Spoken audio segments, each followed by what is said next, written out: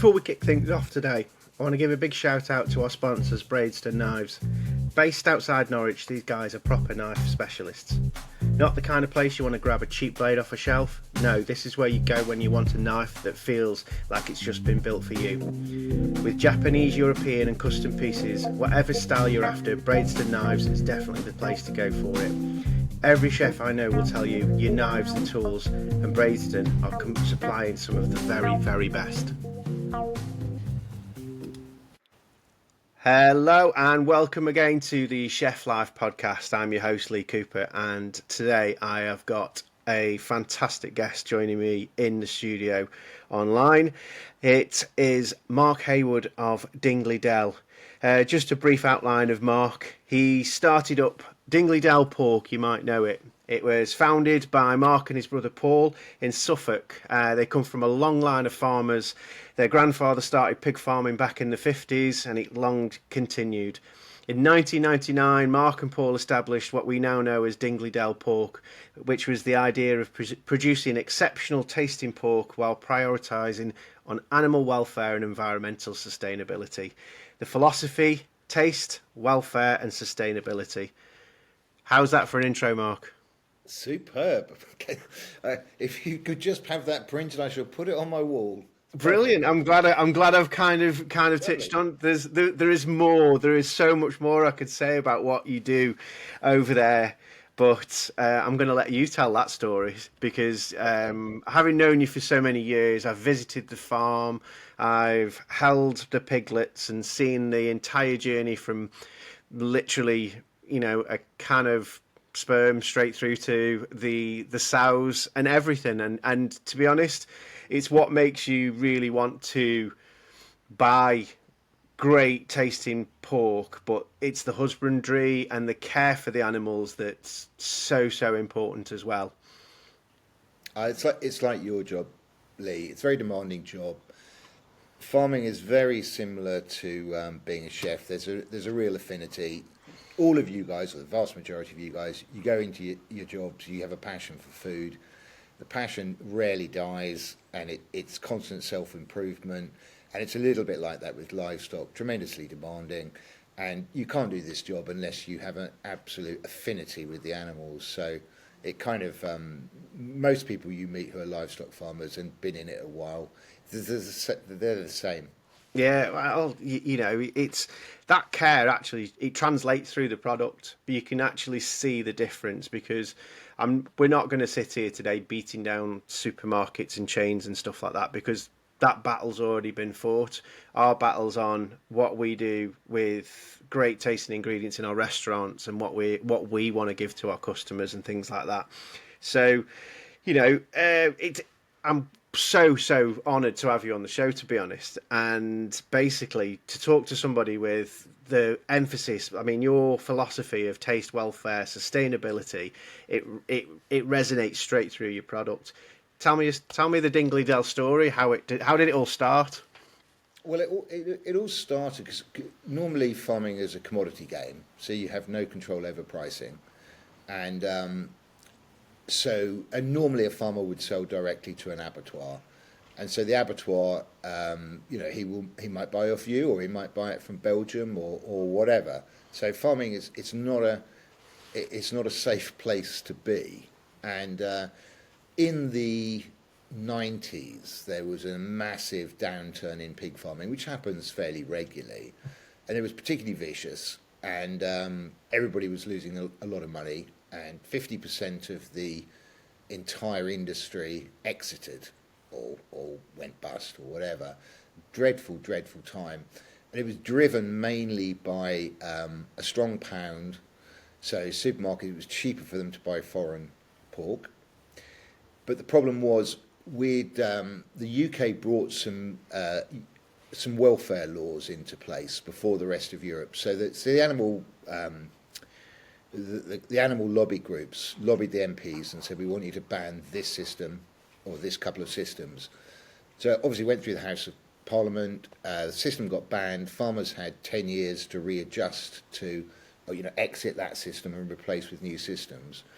And at the time, all of the supermarkets, who's the main buyer of any agricultural produce, all said, look, when the ban comes into place, we will only buy foreign meat if it's been produced to the same standard.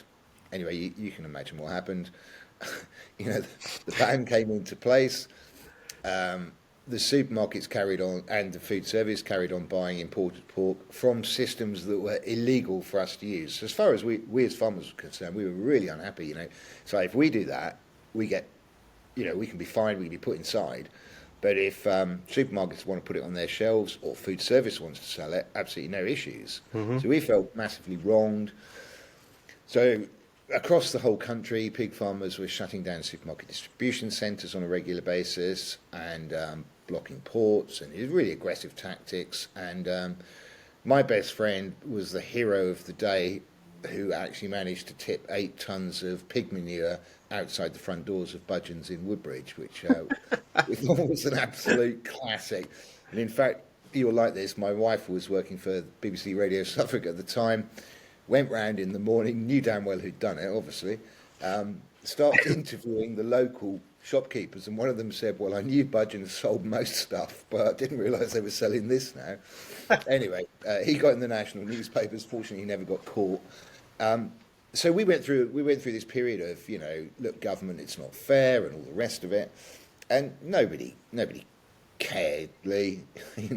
Nobody gave a toss about a load of pig farmers. So I think then I realised, and my brother realised, if we want to have a business that goes forward, we have to find a different way of doing this. No one's going to help us. So the idea was quite simple. If we can brand our product, and initially we were talking about supermarkets, if we can get it on shelves, if consumers will buy it, there's a good chance we will be an important part of the supply chain, and therefore we will be treated in a much better way financially. And that was what it was all about. Yeah. The philosophy, that was our philosophy at the time. What you talked about, it still is today. It's much more sophisticated how we deliver that. But that was the point of starting the brand. And then, we did some stuff with supermarkets for a while, and then realised that actually that was relatively soul destroying. It wasn't the direction of travel we wanted. Got involved with food service, and it was great. Like-minded people. Yeah, well, I can always remember back in the day. I was at Crewe Hall up in Cheshire, and a beautiful building, and my head chef Dave Edwards and Jonathan File at the time, he was the exec chef, and we, they came up and said, we've got this really amazing pork from down in Suffolk. It's called Dingley Dell pork, and it's this, it's that, and it's the other, and it's like, oh wow, God. Dingley Dell, yeah. And then it was like, we've got Dingley Dell pork, and that was typed onto the menu and things like that. And all of a sudden, it was this kind of where we are now. You can see it on loads of menus now, and and that it's great because I love the fact that you can share where you're getting your produce from. And when someone looks on the menu and go, oh, excuse me, what is a Dingley Dell pork? Oh, well, it's a farm near Woodbridge, blah blah blah, this, that, and the other. Chef actually knows he knows the farmer really well, and that's why I do it, because it's got the food story attached to it. But even then, back in oh God, it would have been 2001. Show me age now. That we've seen this product make its way up north, and we're like, oh yeah, that's the kind of product we want on our menu, and it kind of travelled on from there. Yeah, that's been a hell of a journey. It's really interesting because when you talk about the provenance behind products, and it is so important that you have that. And also, I'm a real believer that when the raw material has a story, the actual end dish is a better dish for it. Yeah. A quick example of that: some friends of mine went skiing in. No, not skiing, sorry. They went hill walking in Austria during one summer, and they came back with this cheese that was made in the mountains. The cattle were kept above 1,500 metres. Well, obviously during the summer, the cattle can be kept there, but obviously in winter they can't. But, the whole story... So they came back, they brought this cheese back, had a little piece of paper with it, and explained about how it worked and everything else. So as a family, we sat there, we read through this leaflet, and because we then had a bit of knowledge, suddenly we were really attentive on trying the cheese. And for me, it made it a much, much, much better experience. So that's the thing. And meat is always going to be one of the leading components of a dish.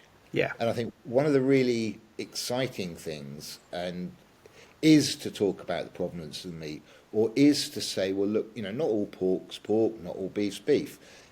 We should be sort of cherishing and almost saying like, well, you come in and you can try, I don't know, let's say a trio of pork chops or something. This one's from, this is Dingley Dell, it's a Suffolk Red. This one is, I don't know, maybe it's something else, Yeah, yeah. And then you can start to celebrate the difference in taste, because there is so much difference in taste. Well, 100%. And again, I mean, if you go up to like call it the upper echelons of things like in the pork kind of industry, things like Iberico, it's got a synonymous name of luxury and this, that, and the other.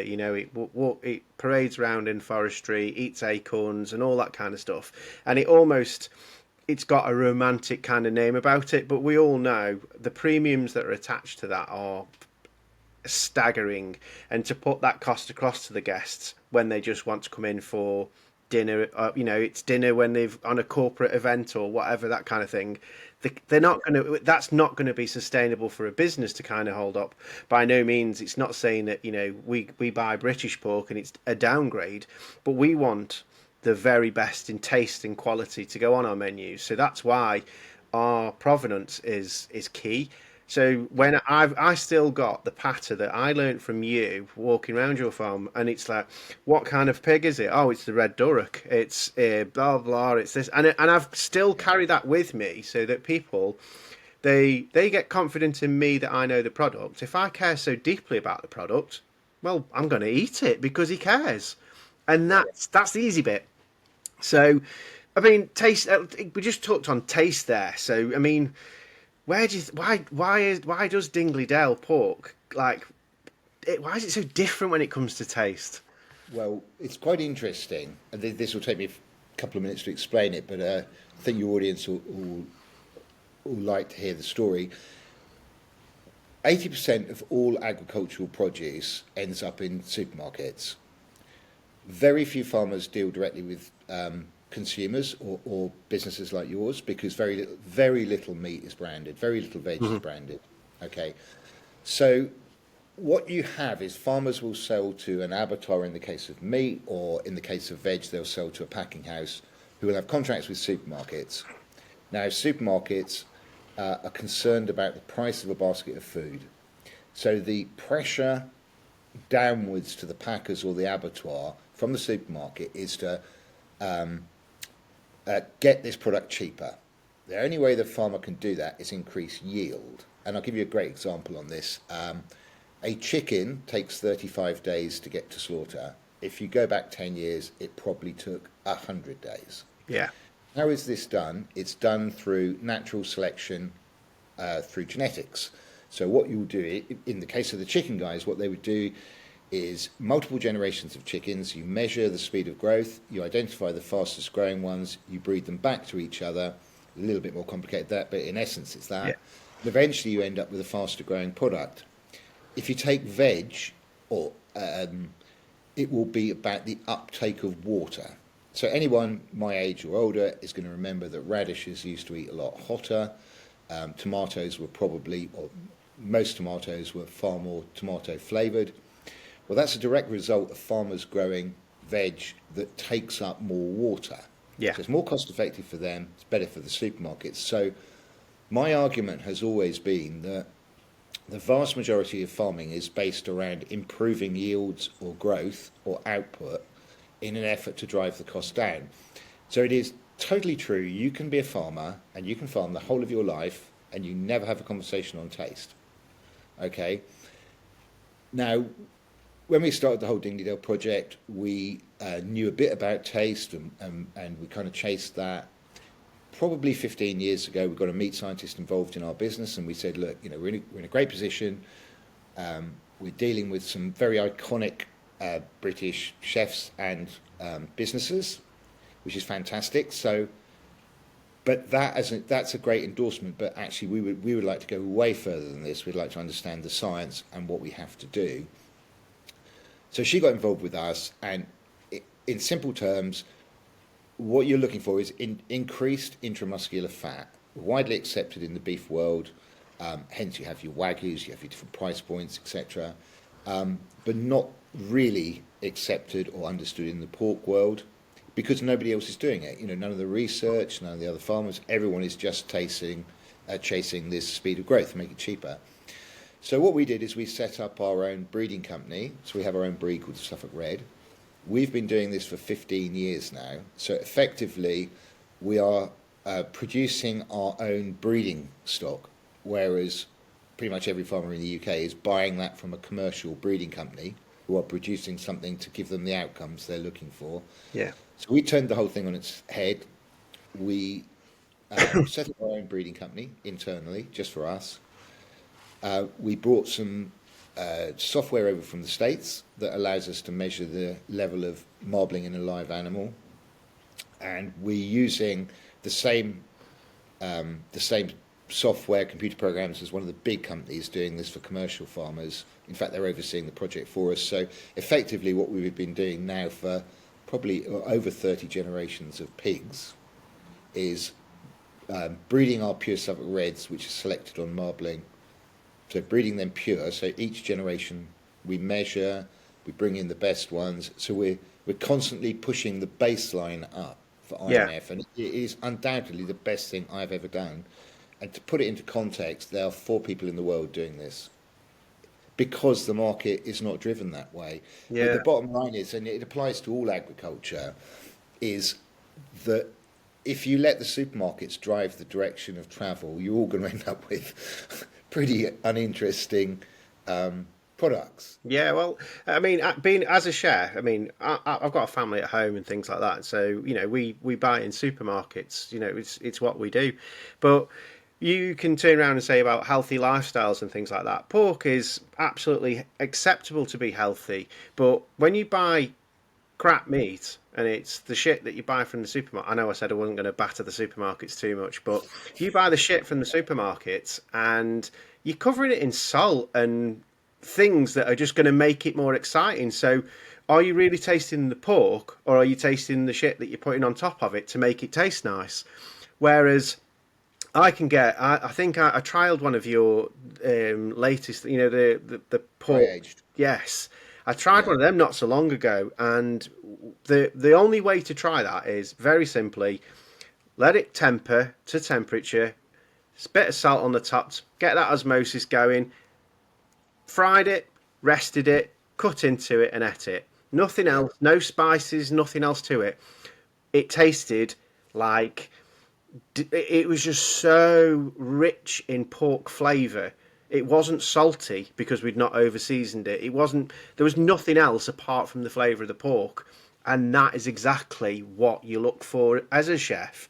You want a base ingredient to. We haven't got to mess around with it like I have to do with the kids' food at home because Yeah. it's great quality. Yeah, it's interesting you say that because we are totally driven by this. Let's produce the best tasting pork or raw material we can. That Yeah, is, we get up and live it and breathe it every day. Partly because we're working within, predominantly food service, 98% food service. So we're working with a lot of guys like yourself, all your listeners, because we're constantly meeting super driven, passionate chefs. It just drives us on. But for me, that's, this is the goal, and it's a working project. We've been doing it for 15 years. We've still got our foot on the accelerator on this journey because it's, however good it may or may not be today, I can guarantee you in 5 years' time it will be even better because it's no different to you guys. The most chefs I know, it doesn't matter how good they cook that one dish, they're like, well, next time I'll do it even better. yeah. It's just the same mentality. But I mean, in this day and age now, it's all about if you let your business sit and not evolve, you'll soon just dissolve away. And Yeah, we've seen so many restaurants now that have, I mean, 2 weeks ago, Claude Bosey, closing an institute in Bibendum, and the list goes on of all these incredible restaurants that 18 months ago we saw Le Gavroche close its yeah. doors and things like that.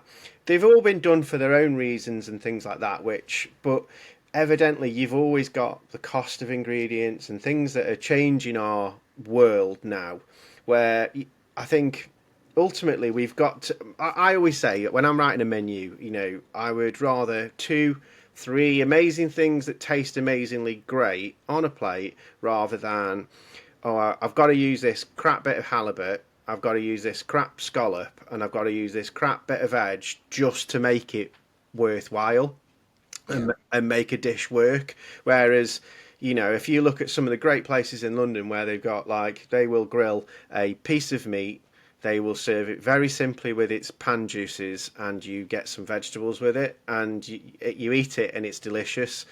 And it's funny, really, because I had a conversation only a couple of days ago, and I was talking about how food should be so basic. When everyone always talks about when I went on holiday last year and we sat down at this bar and we had this bowl of tomatoes and all it had on it was a little bit of salt and pepper and balsamic vinegar, and you kind of going, yeah, that's what great food is about. It's about not messing around with fantastic ingredients, and that's what I see your product in the same kind of light. I'm not going to mess around with it. I'm not going to be like I say, covering it in this, that, and the other, unless it's part of what I'm trying to achieve with flavour. So it's a very unique and different way that we have to look at it as in a chef point of view. I agree. I mean, I find it fascinating. I mean, we're trying to, and have been probably for the last couple of years, particularly with this dry aged pork, but we're trying to challenge this idea of two or three beef steaks on a menu. Why not have a pork steak? Because it's a lot cheaper. Mm-hmm. And say somebody like us, we can do like a 50-day dry age. It's going to eat better than most beef because we've all been there. You go to a restaurant, you order a steak, comes out, it looks beautiful, cooked beautifully, and it tastes like crap. And this is because meat isn't meat, beef isn't. Some of it's exceptional, but there's a lot of crap out there. But you can pay a lot of money for beef steak, and you can be mightily disappointed. Whereas a great tasting pork steak, and the joy of what we're doing is we've got control over every aspect of it.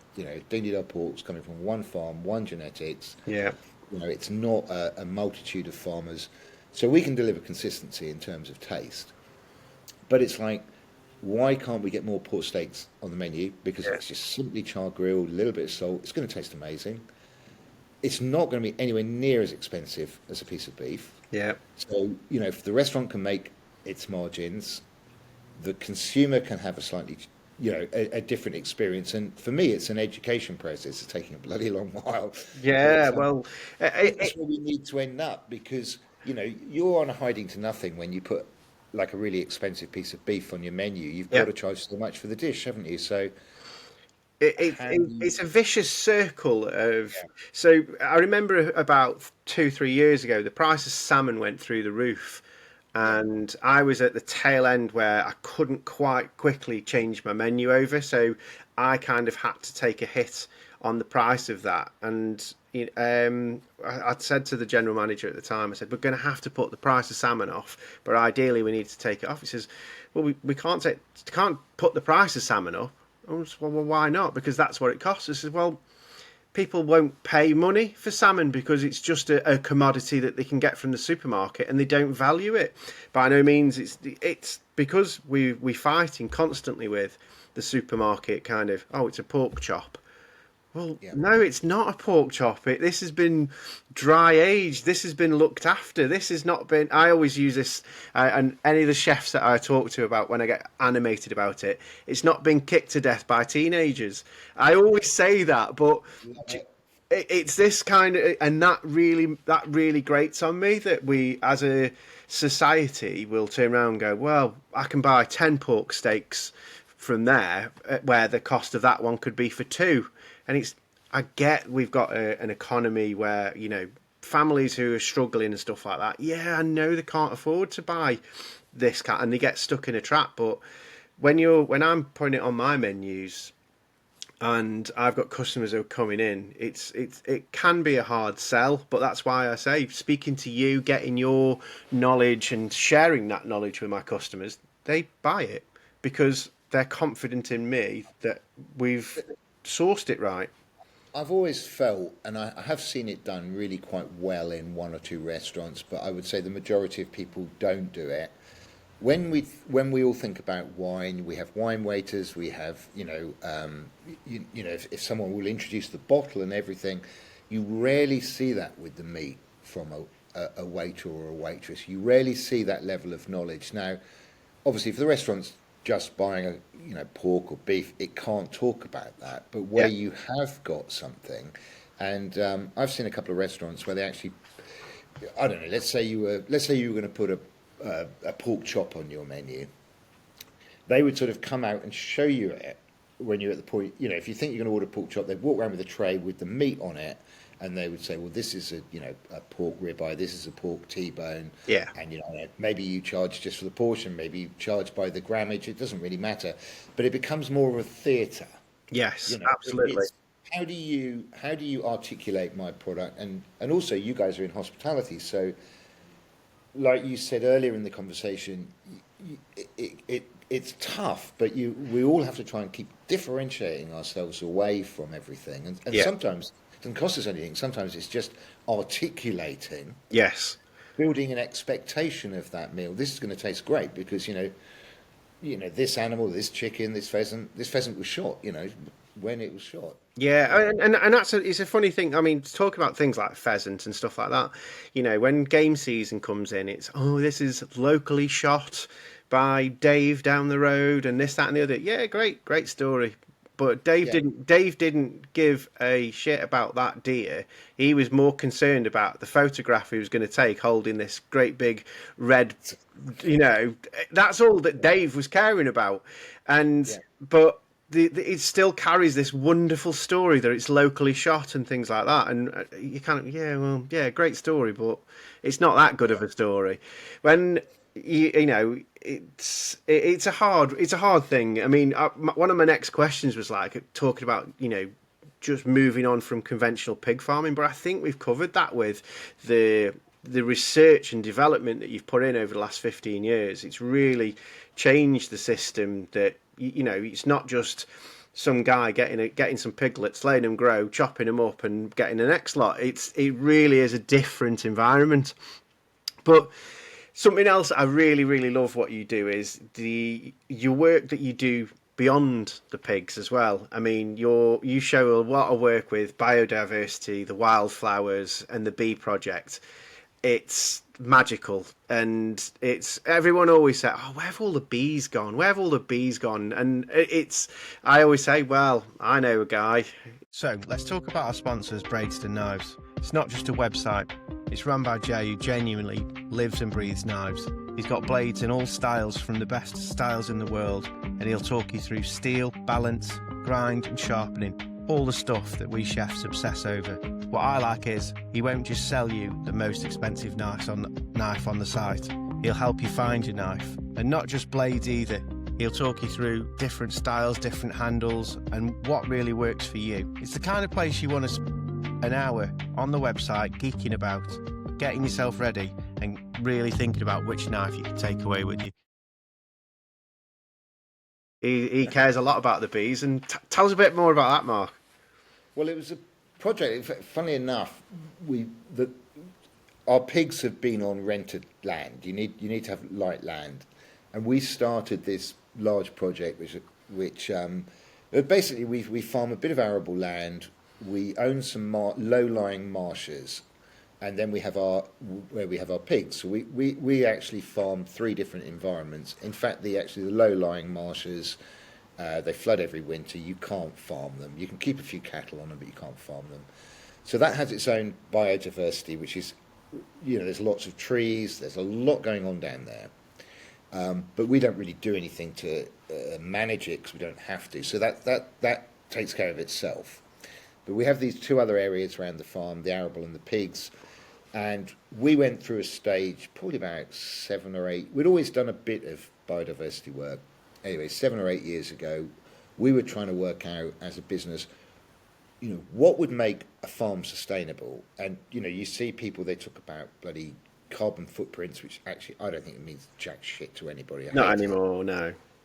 But you see, people using electric delivery vehicles. You see lots of things, and lots of things in your industry. You see people doing different things, and we were like, well, what could we do as a farm that would make tangible sense to the people we sell to.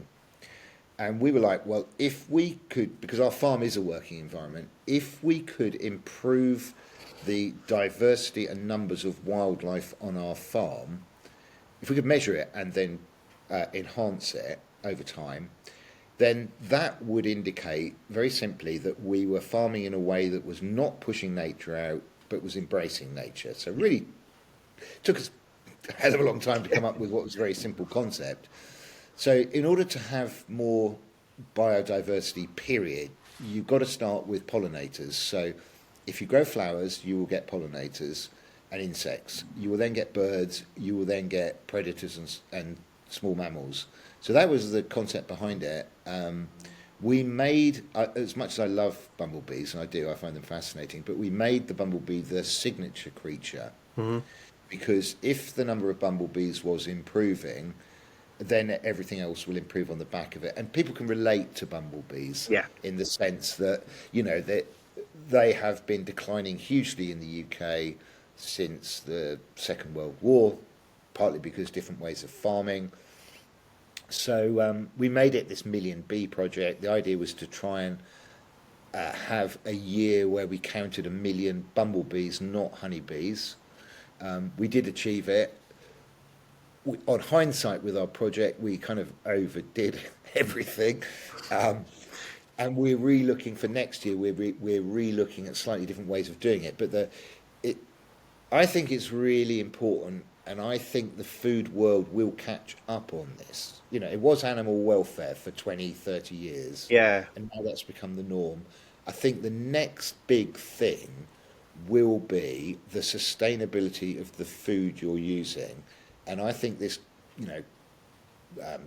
carbon miles, all this crap, I mean, I don't think that's particularly interesting. It's more interesting is, are the farmers or is the food you're using, is it grown in a way that is embracing nature, not pushing it out? That is, I think, like, so you say there, the carbon footprint. What does it actually mean? It means jack shit, really. If we say it means nothing in that kind of sense that it's not measurable.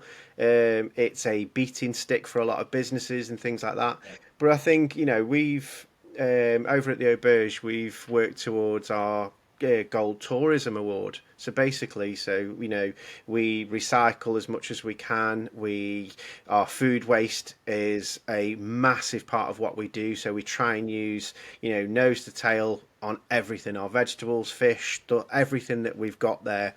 And we compost, we grow our own vegetables, we work with the right suppliers that share this as their ethos, and that needs to be the basis for business to move on and thrive. You're quite right, I think, where you say that our industry, it's funny really, because at the moment it's on its arse. It's getting a beating. The VAT, the bloody, the national insurance rises, all of these taxes that are being put on us. But we can't keep turning around and saying, the price of this has gone up, the price of that. Well, if you go back to your supply chain and, they're using 1,000 bags for this and they don't give a shit about that and they trash the land that you're using and move on to the next and move on to the next. It's a circle, it's an evolution. So I think as a chef, you've got to be, if you care deeply about where your product comes from, you'll want to see, what does the farmer's field look like? Does it, if you walked onto a farm, is it a mess? Is it tidy? Because if you walked onto it and it's an absolute hellhole, well, how are the animals being treated?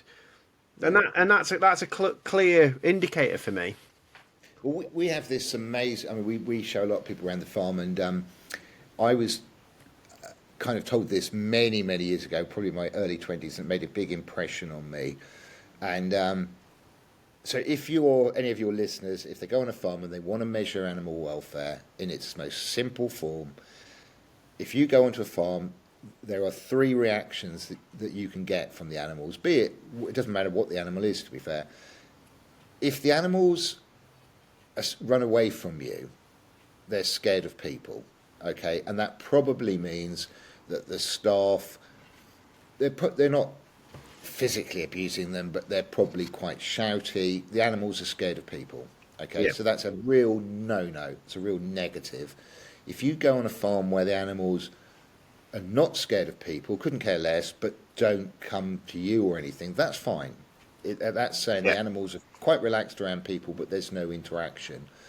If you go on a farm where, and you never get them all, some of the animals will approach you as a stranger within 30 seconds. That tells you immediately that not only are those animals friendly, because they'll always be friendly to the guys they see every day, but on those farms, if you're approached in 30 seconds, those guys working with those animals are actively encouraging a relationship with those animals by touching them, talking to them slowly, quietly, and that will tell you all you need to know. Yeah, and that's amazing, and because having experienced that firsthand going around your farm, it's I totally buy into that because, like I say, I've seen the entire system in its entirety at your farm, and it really was. I mean, I always go back to going and seeing the piglets, and they all kind of sneak up to you, have a little nibble on your shoe, and you turn around, and then they all run back That's off it. that is just that's a magic experience, and I honestly, anyone who listens, please honestly go and try that. It's just such an experience.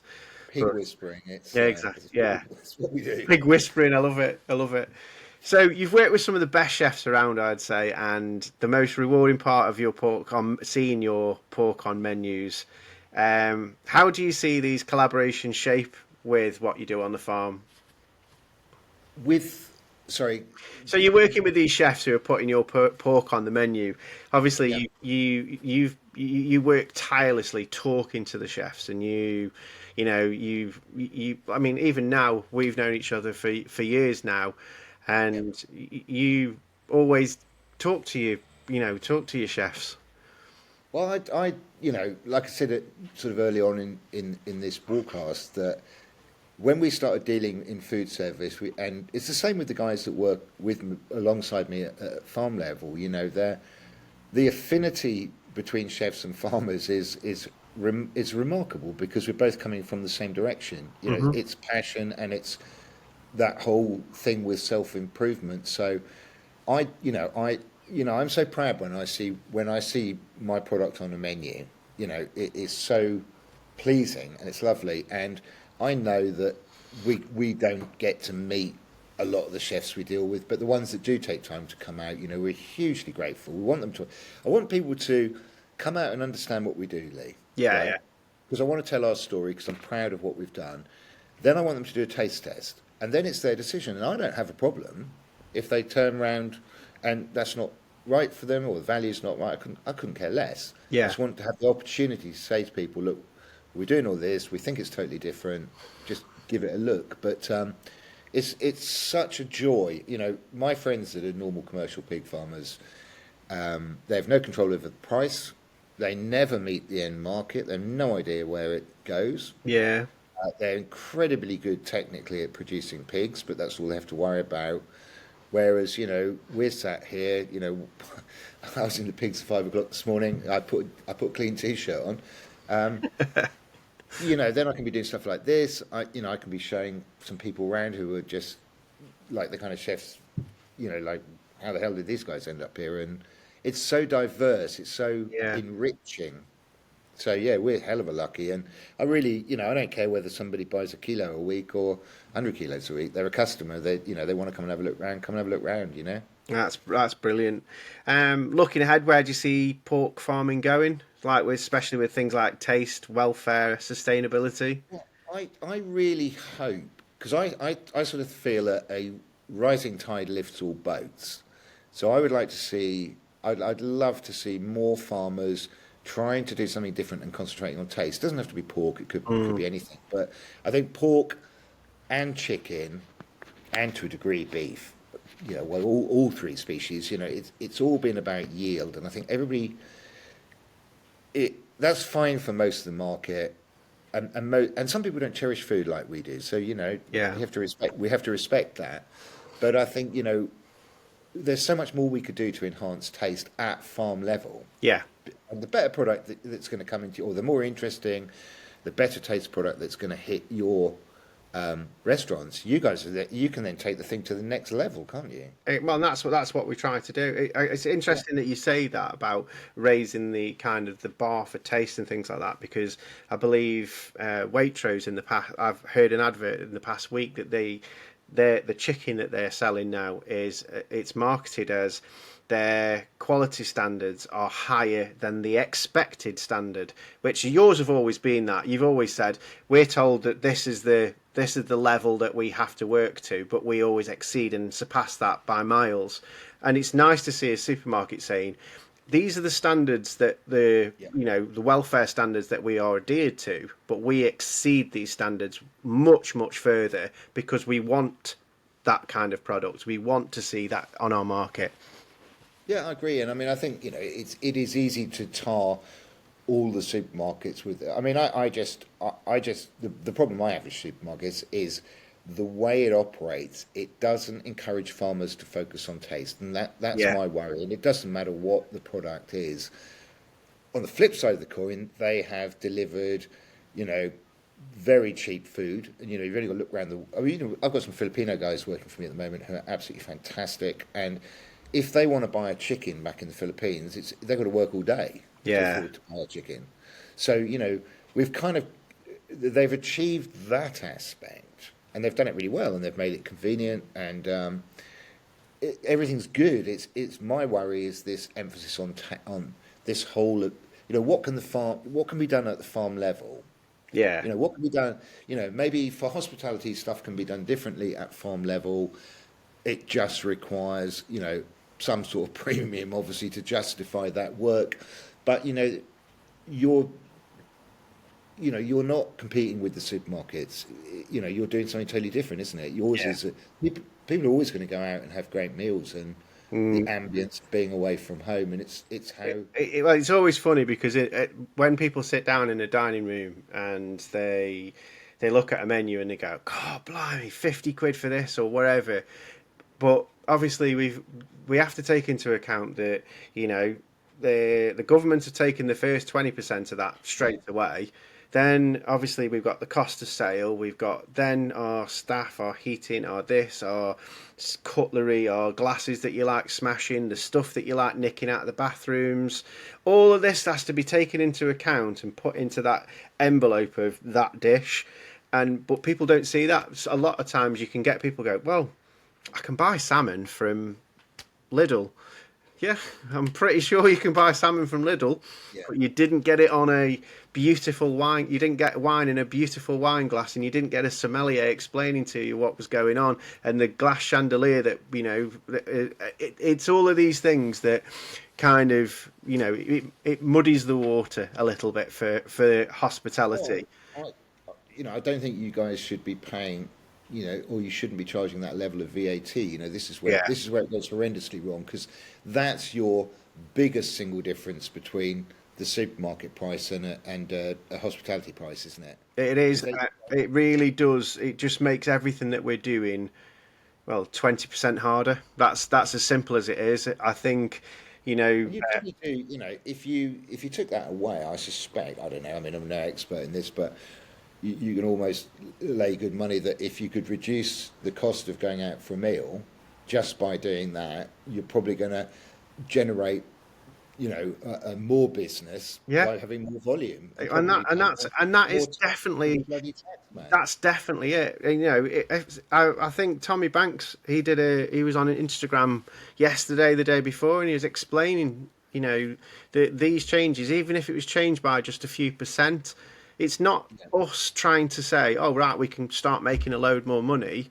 It's we can reinvest in our business. We can take on that extra member of staff to look after you. We yeah, can make sure that our staff are getting looked after and they're getting the hours that they want.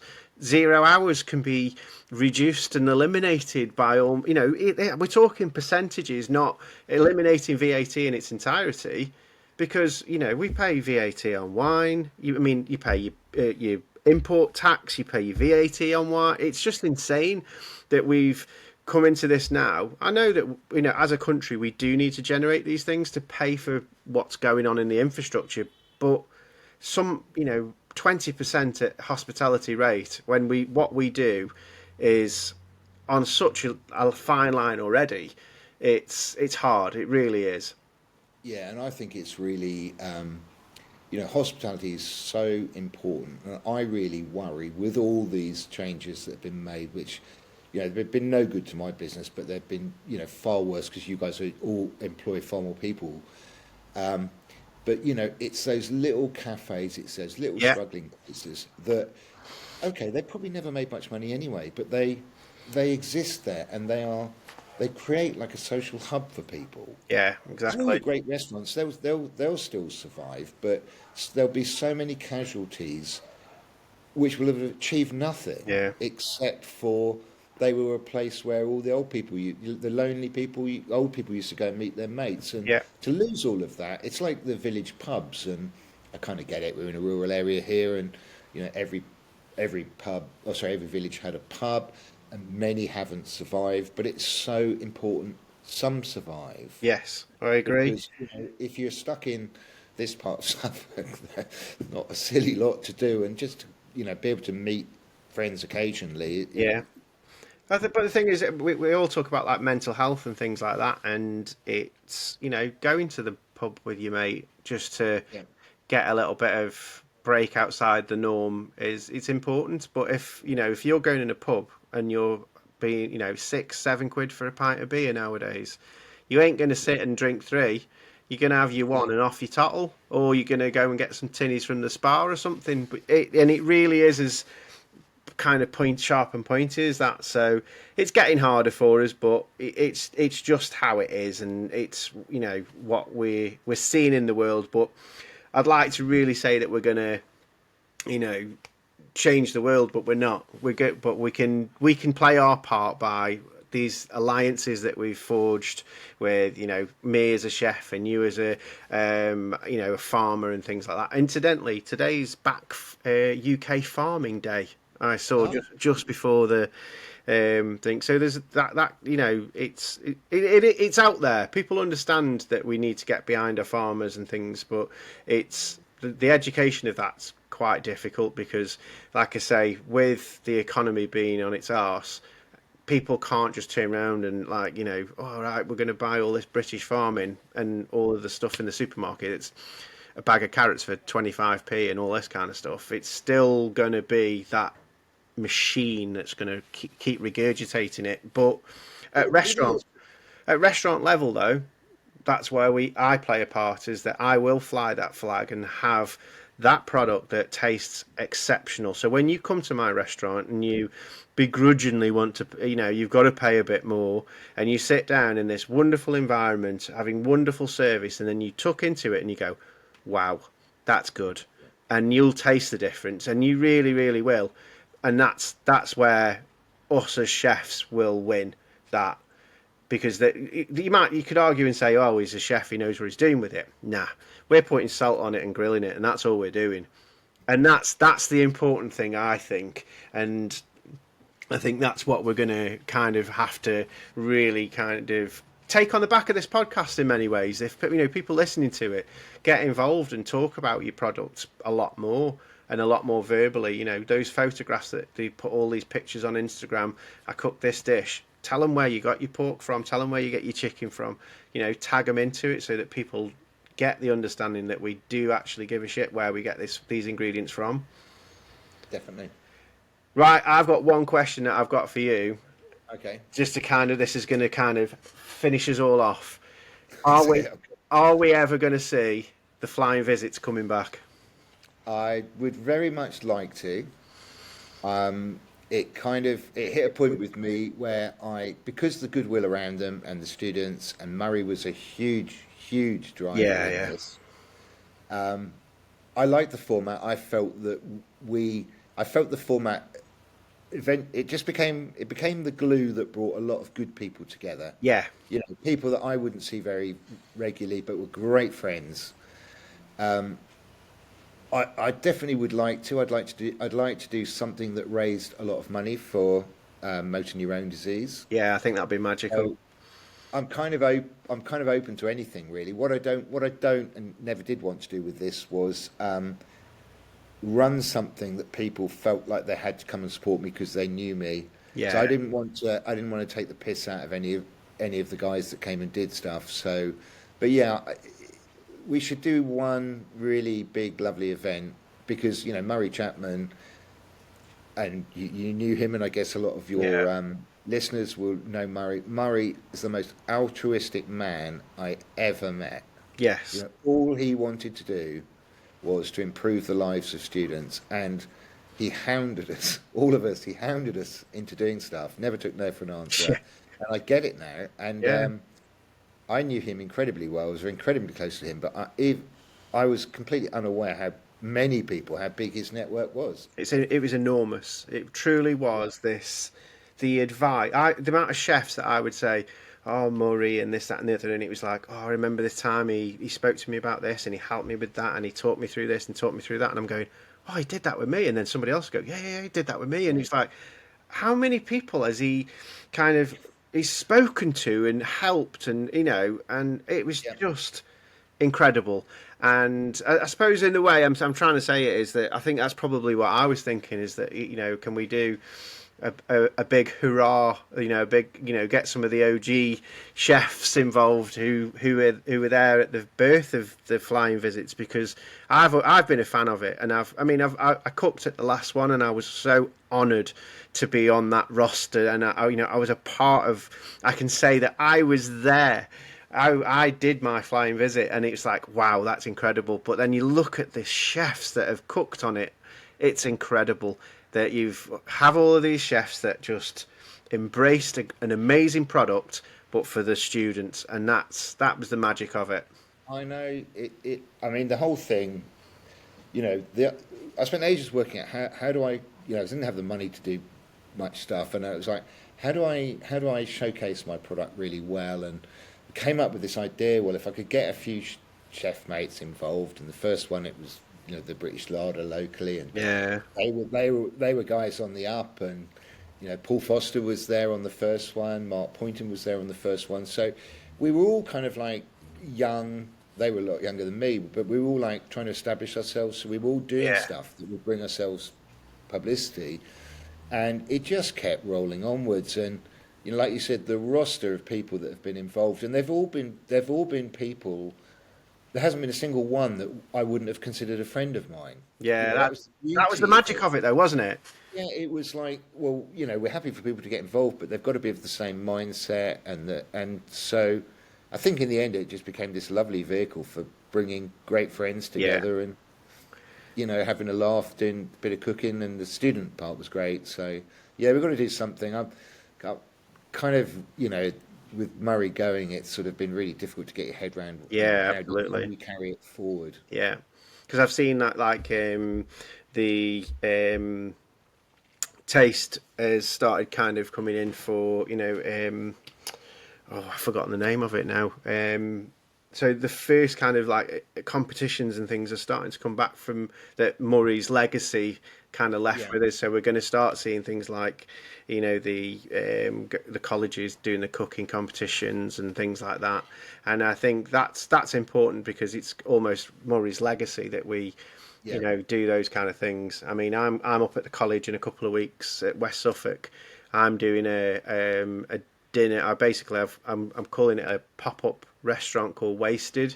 So basically, it's about food waste. So I'm going to cook using food waste as a banquet style, so that people can understand that it's not just all premium products. you're And not. You're not. Please assure me you're not bin diving to do this. no, no, I'm not. I'm not. That's But fine.